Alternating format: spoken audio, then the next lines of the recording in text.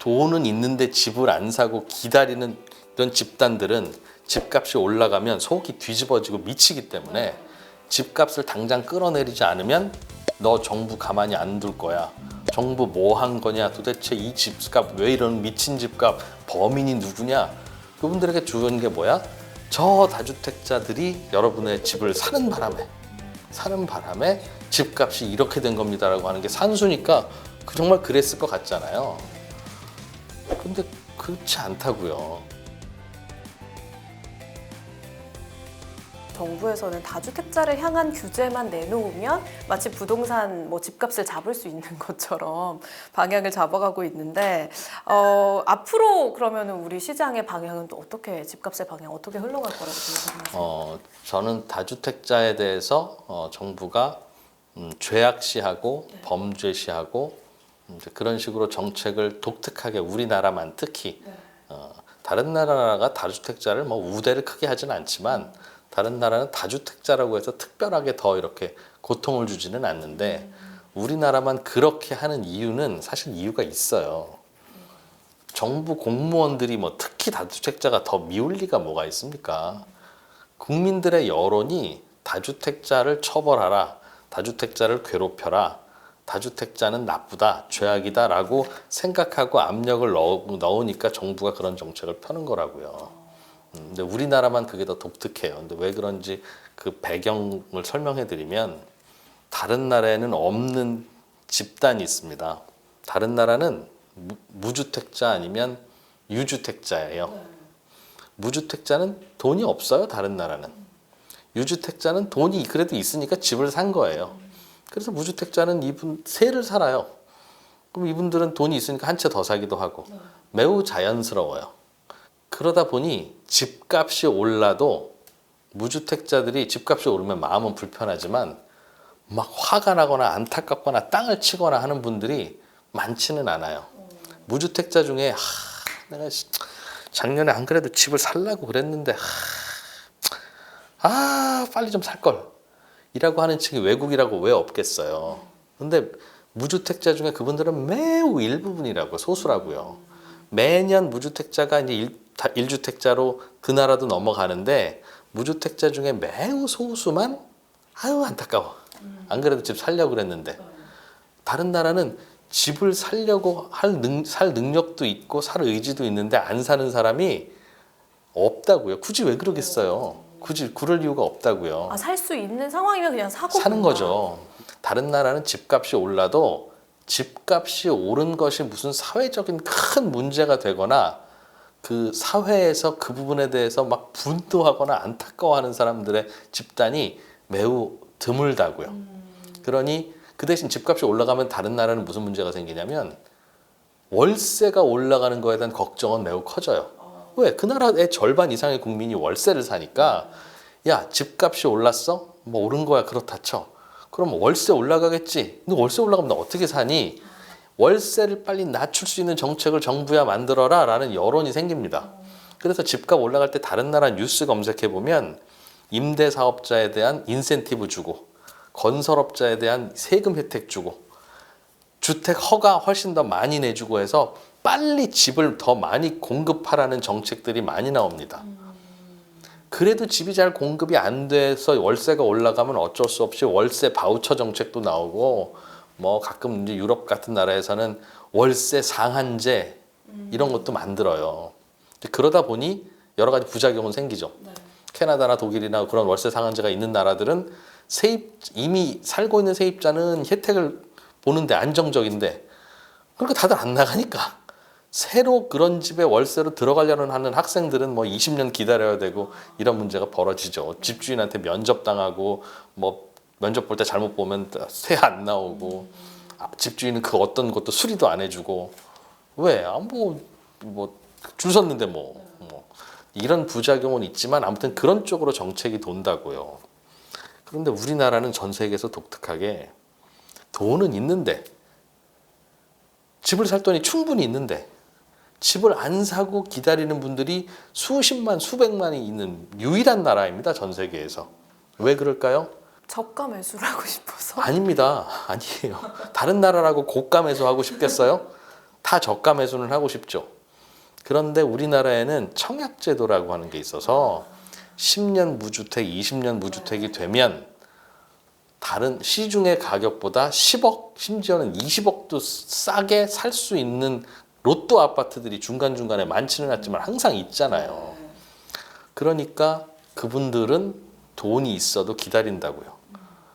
서울 강남 3구의 전세값이 얼마나 비쌉니까? 15억, 20억 하는 전세금은 있어. 그런데 집은 20년째 없어.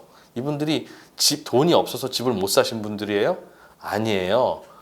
그 로또 청약 받으려고 무주택 기간 쌓아가는 분들이라고요. 이분들은 집을 살까? 아니야, 조금만 더 기다려보자. 왜냐하면 분양가 상한 조금만 더 가점을 쌓으면 나 다음에 당첨받을 수 있어. 기다리자. 조금만 기다리면 점수 또 올라가. 야, 애 하나 더 낳자. 이러면서 수십 년을 가점 쌓아오면서 돈은 많은 분이에요. 물려받았던 고소득이든. 이런 분들이 한두 분이 아니라 집단적으로 있다고요. 강남 3구에 10억 이상 전세를 사는 분들이 얼마나 많아요. 전세가 다 10억 이상인데. 그쵸, 다 뭐 15억. 그분들은 다 전부 다 이 그룹에 속하는데 이분들은 소득도 많죠. 가난한 분들이 아닙니다. 자산도 많아요. 부모님들이. 그러니까 집 안 사고 버티고 기다릴 수 있는 거예요. 난 집으로 돈을 벌지 않아도 다른 걸로 벌면 돼 라는 입장이니까. 그 대신 집은 이렇게 청약 당첨돼서 로또를 맞아야지. 그런 분들은 배우기도 많이 배운 분들이고 집단적이기 때문에 사회적인 목소리도 큽니다. 이런 집단이 우리나라는 독특하게 수십만 수백만이 형성되어 있는 나라예요. 그러다 보니 집값이 올라가기 시작하면 다른 나라는 임대주택을 더 지어라 뭐 그런 목소리가 여론이 되는데 우리나라는 집값이 올라가면 임대주택 내지는 월세 전세의 이슈는 뒤로 한참 밀리고 자고 나니 2억 껑충 서민 가슴 찢어져 이제 이런 뉴스가 나오기 시작하면서 집값 상승의 주범이 누구냐? 정부는 빨리 집값 잡아라. 그런 식의 여론이 형성되는데 우리는 그거 당연히 그렇게 되는 거 아니야라고 생각하지만 집값이 오를 때 다른 나라들의 뉴스를 검색해 보면 투기, 다주택자 이런 용어는 안 나옵니다. 다주택자가 영어로 뭐예요? 다주택자 영어로 뭔가요? 아마 영국 사람한테 물어도 그거 뭐라고 표현해야 되지? 멀티홈 오너라고 해야 되는데 왜 물어? 라고 반응할 거라고요. 그들은 무주택자와 1주택자와 다주택자를 굳이 구별할 이유가 없으니까 임대사업자 뭐 이렇게 묻는 거라고요. 근데 우리나라는 다주택자라고 하는 용어가 부동산 뉴스에는 뭐 대부분 등장하는 이유가 뭐예요? 돈은 있는데 집을 안 사고 기다리는 이런 집단들은 집값이 올라가면 속이 뒤집어지고 미치기 때문에 집값을 당장 끌어내리지 않으면 너 정부 가만히 안 둘 거야. 정부 뭐 한 거냐? 도대체 이 집값 왜 이런 미친 집값 범인이 누구냐? 그 기사 쓰시는 분들이 그런 분들이에요. 예전에 마녀사냥처럼. 네. 그러면 정부는 어떻게 해야 돼? 당장 집값을 잡아주거나. 근데 그런 방법은 전 세계 어떤 정부도 없습니다. 그럼 우리나라는 그분들의 분노를 가라앉힐 썸띵이 필요한 나라인 거예요. 그분들에게 주는 게 뭐야? 저 다주택자들이 여러분의 집을 사는 바람에 집값이 이렇게 된 겁니다라고 하는 게 산수니까 정말 그랬을 것 같잖아요. 근데 그렇지 않다고요. 사실 다주택자만 사라지면은 부동산 집값 잡히지 않을까라고 생각하시는 분들이 굉장히 많으실 거예요. 사실. 그렇죠. 우리나라는 특히 더 그 여론이 강하고 사람이 조금만 생각해 보면 아니 다주택자가 없으면 서울에서는 누가 세입자를 하죠? 이렇게 생각하면 다주택자가 집을 다 팔면 그 집의 세입자들이 그 집을 구매해서 모두 다 1주택인 아름다운 세상이 될 거 아니냐라고 바보같이 얘기를 하지만 아니 시골에서 바로 상경해서 갓 결혼해서 맞벌이하는 월급은 좀 있지만 자산은 거의 없는 그런 신혼부부들이 우리 서울 얼마나 많아요. 그분들이 다주택자들이 집을 내놓는다고 해도 그 집을 살 수 있습니까? 다주택자들이 집을 내놓는 순간 포항에 있는 무주택자, 부산에 있는 돈 있는 무주택자들이 서울집 사러 다 오겠죠. 그러니 10억짜리 집이 막 다주택자들이 한 달 안에 집 다 팔아라고 한다고 해서 이게 1억이나 5천만 원이 되지 않는다고요. 이게 그럼 7, 8억까지 내려왔다고 쳐요. 그럼 그 신혼부부는 그 집을 살 수 있나요? 어차피 서울처럼 집값이 비싼 곳은 절반 이상의 국민들이 어차피 임대로 살아야 된다고요. 다주택자가 없어질 수 없어요. 그러니까 다주택자를 탄압하면 탄압할수록 다주택자들 숫자는 귀해지면 전세 매물, 월세 매물이 줄어들면서 전월세가 올라갈 거 아니에요. 이게 산수라고요. 그리고 다주택자들이 없어지도록 정책을 쓰면 아파트를 만들어서 지어서 파는 업자들은 수요에서 한 3분의 1이 날아가 버리는 상황이라서 웬만하면 두려워서 아파트 공급을 못 해요. 무주택자 20명과 다주택자 10명이 와서 이 집을 사야 되는 그런 아파트를 공급해야 되는 시행업자 입장에서는 거기서 다주택자가 날아가 버리면 이 무주택자만을 위해서 집을 짓는 건 공급하는 건 도박이 된다고요. 다른 나라처럼 디벨로퍼가 돈이 많아서 그래 뭐 지었다가 남으면 월세 주고 다음에 경기 좋아지면 또 팔지라고 한다면 달려들어서 집을 지을 수도 있겠으나 우리나라처럼 구조적으로 디벨로퍼가 약한 나라에서는 다주택자들의 수요가 사라지는 순간 집의 공급에 큰 문제가 생기는데 다른 걸 다 살펴봐도 그래서 우리나라는 특히 더욱더 다주택자는 더 우대해야 되는 조건이 있는 나라임에도 불구하고 청약통장 점수 쌓아놓으면서 로또 아파트를 받고 싶어하는 고소득 다자산 무주택 그 중산층들이 그것을 중간에서 틀어막고 조금만 올라가려고 하면 다주택자 규제하라고 하니까 정부 입장에서는 지금까지 다주택자를 규제해서 집값이 잡힐 수 있다면 전 세계 어떤 나라가 다주택자를 규제를 안 하겠습니까? 다주택자는 항상 소수잖아요. 그리고 야 그럼 그게 집값을 잡을 수 있는 방법이면 다주택 자체를 금지하면 되죠. 다주택 금지한다고 뭐 사람들이 못 삽니까? 또 집이 한 채 있는 사람은 더 이상 사지 마라고 법으로 만들면 되잖아요. 그런데 그 법은 그 어떤 나라에서 못 만들어요.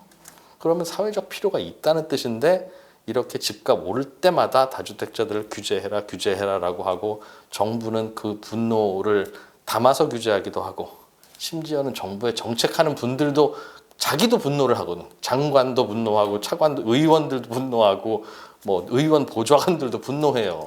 자기도 쌓아놓고 있었는데 근데 그렇다 보니 그게 이제 정책으로 나오기 시작하니까 우리나라는 기본적으로 다주택자에 대한 규제는 다른 나라보다 무겁기 마련이고 앞으로도 점점 더 해야 된다라고 하는 게 이거에 꽤 오랫동안 쌓여온 비합리적인 그러나 사회의 커먼센스가 되어 있다고요. 그게 뭐가 문제냐면 그러니까 이제는 앞으로 우리나라는 집값이 제가 그랬잖아요. 우리나라는 디벨로퍼가 약해서 집값이 내려간다. 내려간 때가 있어도 곧 잠시 후에 1, 2년 후면 다시 이렇게 집값이 올라가는 이유가 공급이 뚝 끊기기 때문인데 2024년인가요? 작년이죠. 작년에 전국에서 집값이 제일 많이 오른 도시가 무슨 도시인지 아세요? 서울 아니야? 뭐 경기도 뭐 분당이야? 경북 상주입니다.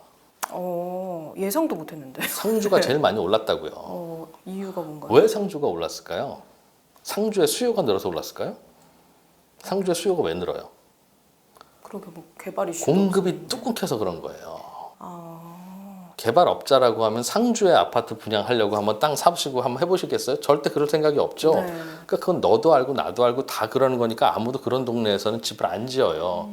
그런데 집을 안 지어도 수요는 있잖아요.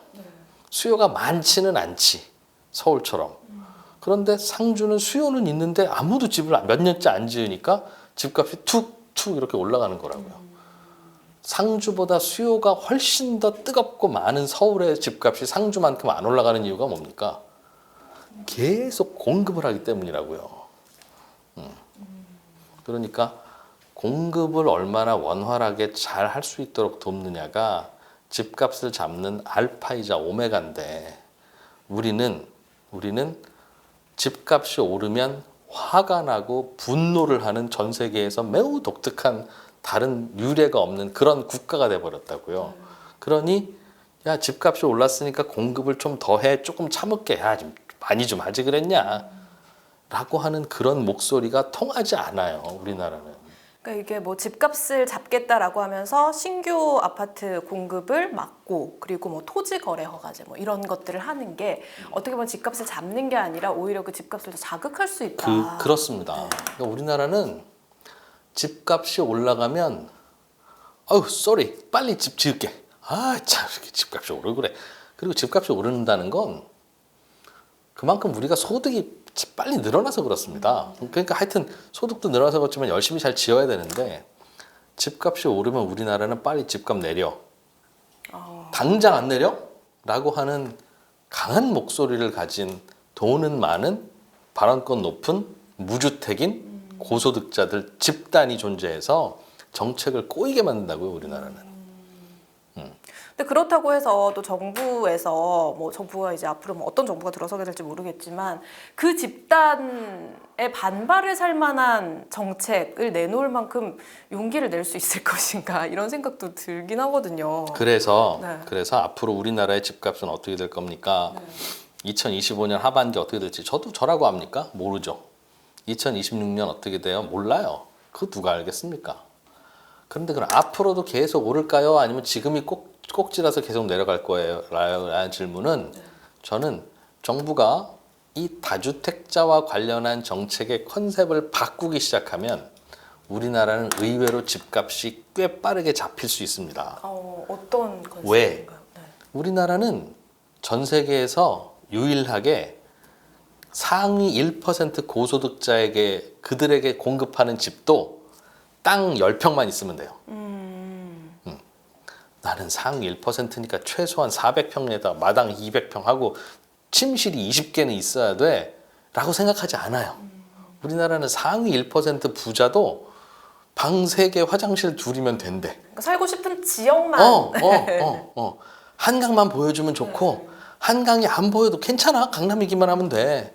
평창동, 성북동에 할아버지는 그 집 필요 없어요. 난 여기에 아파트가 사고 싶으니까 빨리 그 집 팔아서 저 돈이나 주세요라고 하는 굉장히 이상한 주택 문화를 고맙게도 갖고 있는 나라라고요. 그러니 아파트 공급이 쉬워요. 그러니까 우리나라는 공급을 많이 때려 넣으면 집값을 잡을 수 있고 그렇게 집값을 잡아본 경험이 꽤 있는 나라라고요. 신도시들 지을 때. 그런데 잠깐 집값이 올랐다는 이유로 그 부분에 대한 그 비난과 핑계를 다주택자들에게 쏟아내고 다주택자를 규제를 하면 다주택자들은 돌고 돌아 공급을 막는 역할을 한다고요. 우리들이 안 사면 다주택자들이 못 사면 아파트를 어떻게 공급을 해요?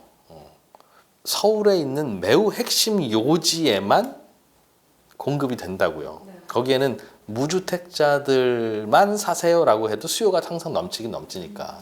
그러나 다주택자들을 풀어주고 그렇지 않으면 그 다주택자들이 구매를 안 하고 그들이 구매를 안 한다는 사실을 아는 업자들은 무주택자들의 수요만 맞춰서 겨우겨우 안전빵 공급만 하기 때문에 매우 핵심지 이외에는 공급이 안 된다. 그러면 집값은 계속 주변에 없어 올라가기 시작할 거고 주변 집값이 올라가면 마포가 25억 하는데 강남이 23억이 되겠습니까? 당연히 주변 집값이 올라가면 또 강남 집값이 떨어져 봐야 얼마나 떨어지겠어요? 지금 마포가 20억이면 강남에 25억짜리 집을 사요. 사는 사람이 불안할까요? 마포가 떨어져야 강남도 떨어지지. 그리고 홍제동이 떨어져야 마포도 떨어지지. 그러니까 외곽이 좀 떨어져 줘야 되고 외곽이 떨어져 주려면 자꾸 집들을 사야지 외곽에서 공급이 되잖아요. 하여간 그 논리에서 벗어나지 못하면 그래서 검색해서 다주택자라고 검색을 했는데 최근 뉴스 검색했는데 와 최근에 1년 동안 한 번도 이런 용어가 등장하지 않았네. 아 대한민국이 뭔가 컨셉이 바뀌었구나. 그러면 집은 안 사고 기다려도 되고 집값은 안정될 수도 있고 내려갈 수도 있을 텐데 다주택자 검색해봤는데 몇 달 전에도 또 나오고 칼럼들 보면 뭐 또 이 투기 다주택 이런 얘기가 자꾸 등장하면 아 우리나라 아파트는 불패구나 라고 생각하시면 크게 다르지 않습니다. 네. 그렇다면 뭐 말씀하신 뭐 강남이라든지 이런 지역에 대규모 신규 공급이 이루어진다라는 그런 소식도 뭔가 하나의 시그널로도 볼 수도 있을까요?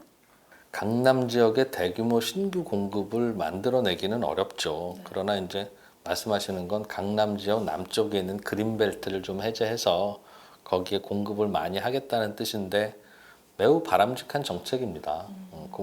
특히 이제 그린벨트를 헐어서 공급을 하는 건 매우 중요한데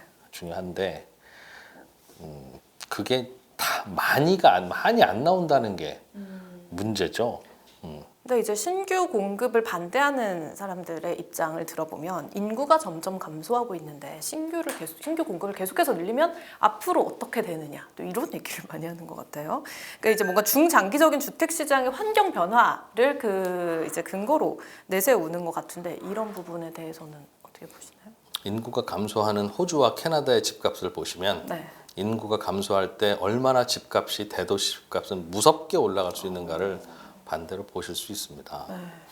인구가 감소하면요, 사람들은 더 모여서 살아야 돼요.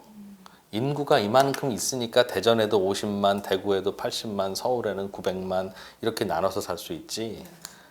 다른 도시들이 인구가 어느 정도 이하로 줄어들기 시작하면 이 도시에 모여 살던 5만 명이 3만 명 되는 순간 3만 명이 살 수 있는 게 아니라 3만 명이 다 흩어져야 된다고요. 5만 명은 있어야 산부인과도 유지되고 종합병원도 유지되고 전파사도 있고 마트도 있고 다이소도 있지. 그게 3만 명으로 줄어서는 순간 다 없어진다고요. 그럼 거기서 어떻게 살아요? 다 흩어지는데 어디로 흩어져? 주변에 도시로 모여야죠. 그러다 보니 도시 집값은 더 올라간다. 왜냐하면 거기 있는 사람들이 대안이 없어지니까. 그래서 인구가 줄어들고 가구 수가 줄어드는데 왜 집을 자꾸 짓습니까? 사실 그 이슈는 어떤 이슈가 있냐면요. 서울의 집값이 비싸죠. 그럼 서울의 집을 더 높고 빽빽하게 아파트를 올려서 서울에 더 많은 집을 짓는 방법과 서울 외곽의 신도시를 많이 만드는 방법 두 가지가 있겠죠. 둘 다 공급이긴 한데 어떤 공급을 해야 될까요? 라고 물으면 인구가 앞으로 줄어듭니다 라고 하는 가정을 한다면 외곽 신도시보다는 안쪽에 더 빽빽하게 지어야 돼요. 지금은 인구가 감소하지는 않고 많으니까 외곽 신도시를 많이 지어도 그 수요가 차지만 앞으로 인구가 줄어들면 거기 다 빈 신도시 될 가능성이 있잖아요. 일본의 다마 신도시가 다 그런 거 아닙니까?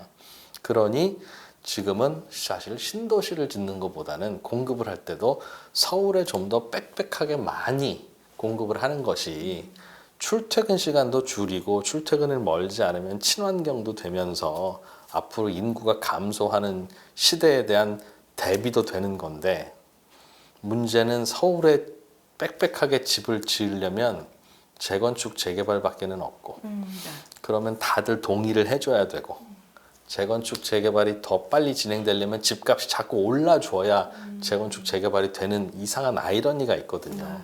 앤드 거기에다가 재건축 재개발을 하기 위해서는 더 용적률을 많이 빽빽하게 줘야 되면 이미 지금 땅과 집을 갖고 있는 사람들 재산만 훨씬 더 많이 튀겨지는 거잖아요. 그러다 보니 재건축을 활성화시키려고 하면 집값이 확 올라. 재건축 아파트 집값이. 그러니까 어쩔 수 없이 정부는 외곽의 신도시 지정하고 매우 비효율적인 신도시들을 자꾸 짓고 있는 거예요. 근데 지어봐야 이게 서울 집값을 잡냐? 못 잡죠. 서울의 대체제가 아닌데 어떻게 잡아요? 그러니까 서울의 집값을 잡으려면 서울의 집을 많이 지어야 되고 서울의 집을 많이 지으려면 그 과정에서 불가피하게 현재 서울의 집이나 땅을 갖고 있는 사람들의 땅과 집의 가치는 올라갈 수밖에 없음을 인정하고 그러나 그게 우리 사회가 치러야 할 최소의 희생이라는 것도 이해를 해서 글로 가자라고 해야 되는데 우리는 국가의 미래보다는 당장 저놈 부자 되는 게 꼴보기 싫잖아요. 그렇다 보니 그걸 자꾸 규제하게 되는 거예요. 예를 들면 서울의 재건축 재개발 아파트 재건축 재개발을 활성화시키려면 규제를 풀어줘야 됩니다. 당연하겠죠. 다른 방법은 없겠죠.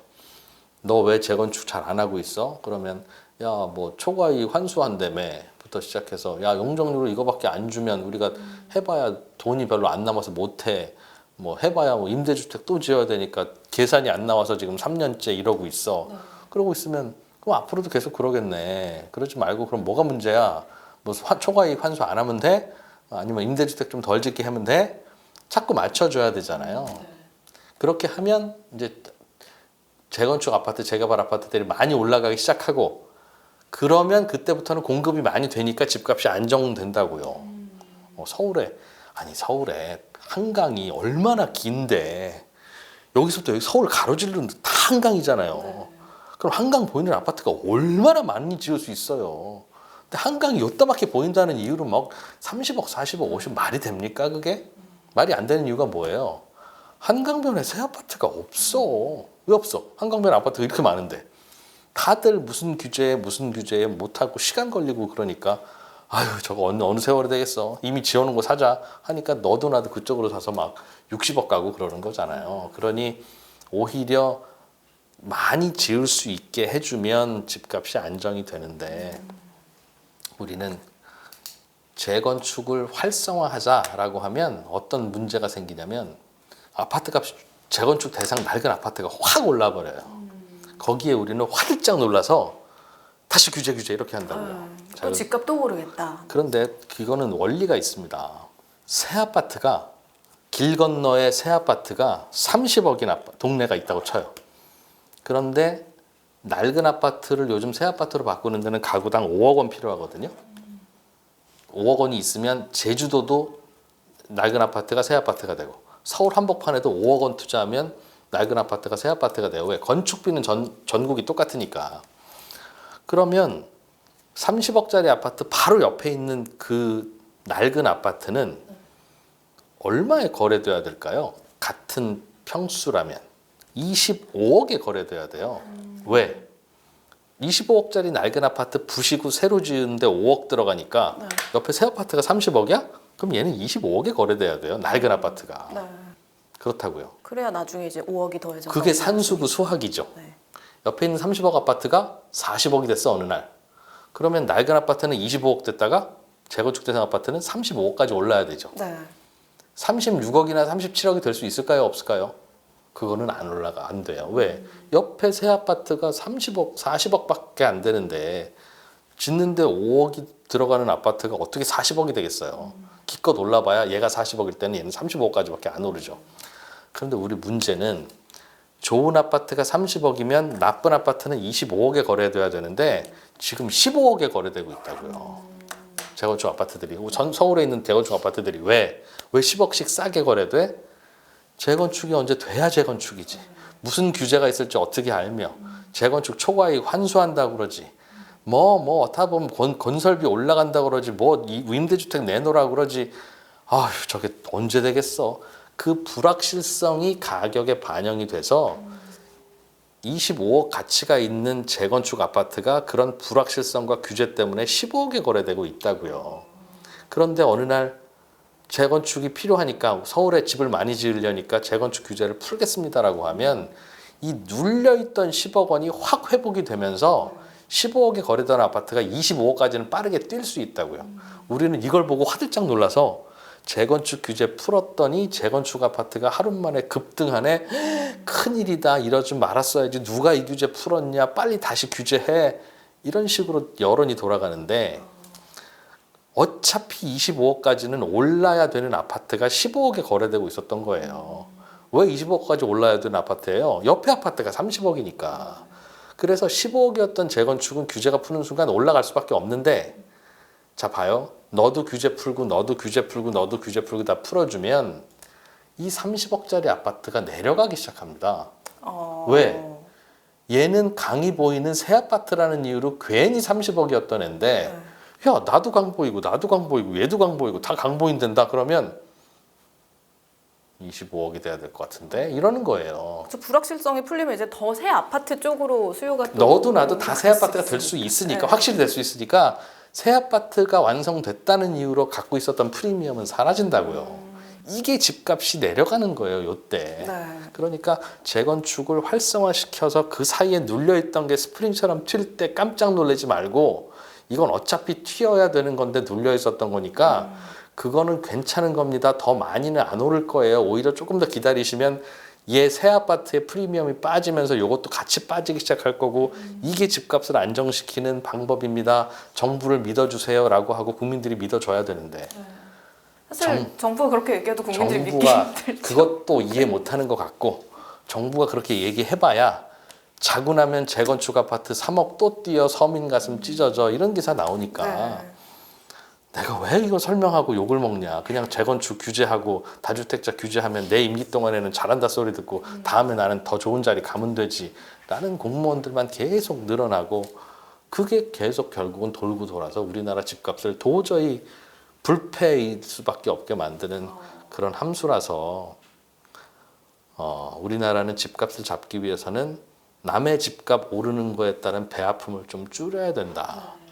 그냥 그 정도로만 바라보면 되는데 우리나라에는 안 그래도 집을 사려고 했는데 정부가 청약 점수 때문에 사지 말라고 해서 안 사고 기다렸던 그런 다주택자가 아니라 그런 무주택, 고소득, 고자산, 고학력, 고발언권을 가진 집단이 두툼하게 있기 때문에 이분들이 정책을 자꾸 꼬이게 만들고 있다는 건데요. 그럼 이분들을 자꾸 비난하고 이분들을 누르면 되냐?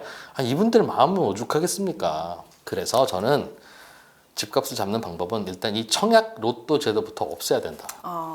근데 청약 제도를 없애면 이 말씀하신 고소득 고자산 무주택자 집단의 반발이 어마어마하겠네요. 사실 그렇게 되면. 지금은요. 네. 감수를 해야 된다. 청약 제도는 있으되 네. 사실은 지금은 청약 제도가 유명무실합니다. 다행히 서울의 일부 인기 지역에는 분양가 상한제가 있잖아요. 네. 그러니까 주변 가격이 30억이라도 20억에 분양하잖아요. 청약 점수 많이 쌓아뒀던 분은 그럼 요 차액인 10억을 가질 수 있잖아요. 그런데 서울의 용산, 여의도, 뭐 강남 이런 곳만 지금 분양가 상한제고 외곽은 분양가 상한제가 없어졌어요. 그래서 외곽 지역은 분양가나 시가나 비슷해서 로또 통장이 아무 의미가 없어요. 청약을 그러면은 통장을 갖고 할 필요가 없네요. 근데 몇 개를 살려두니까 지금 이 집단들이 자꾸 강남 집값 가지고 우리가 고민하는 이유가 뭐예요? 요즘 강남 3구가 어떻게 됐네, 토지거래 허가구역 풀렸더니 이렇게 됐네. 다들 강남 집값에만 관심을 갖는 이유가 뭐예요? 강남만 지금 분양가 상한제를 하고 있다고요. 그러니까 여기에만 로또 아파트가 존재하는 거니까 다들 이거 들여다보고 있는 거라고요. 그러니 청약 제도를 자체를 없애는 게 근본적으로 어렵거나 반발이 고민이 된다면 로또 아파트를 없애면 된다. 그럼 자연스럽게 청약 통장은 유명무실해지니까 분양가 상한제를 없애면 돼요. 그러면 주변이 30억이면 너도 30억에 분양해. 새 아파트니까 31억에 분양할 수 있겠네. 그래야 통장 이거 해봤는데 별 도움 안 되는구나. 물론 20년 동안 정부 말을 믿고 이거를 기다렸던 분을 이거 좀 드리긴 드려야 되나? 정부가 약속까지 한 건 아닌데 고민거리는 될 테지만 그 폭을 자꾸 줄여가야 되죠. 줄여가야 된다고요.